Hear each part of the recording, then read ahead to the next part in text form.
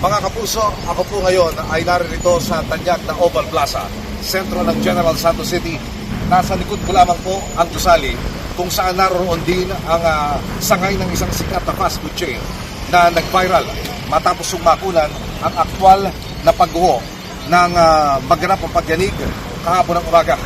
Mga kapuso, mula ho rito, kanina ho'y galing na rin kami sa mga residential area sa barangay ng Lagaw, dito pa rin yan sa General Santos City. Nakita ko po kung gaano ang pinsalang dinulot ng pagyanig. At marami ho ang nagtatanong sa amin through FB Messenger at makatawag po kung saan daw pwedeng magpakatid ng tulong para sa mga kababayan nating naririto na nangangailangan po ng saklolo.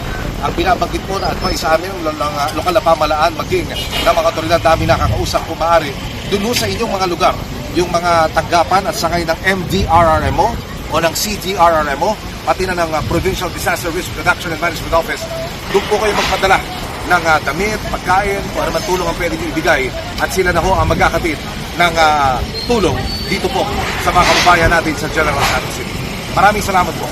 Ako si Emil Sumagin para ho sa GMA Public Affairs at ito ang Resibo.